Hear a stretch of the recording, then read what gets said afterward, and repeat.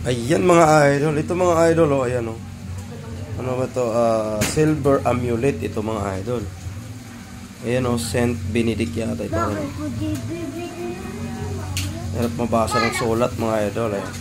Ito mga idol ay rare po ito, or ibig sabihin mahirap po makahanap ng ganitong silver amulet. Ayan po siya, oh, mga idol. Ayan po yung kanyang year, 1891. Ayan, oh.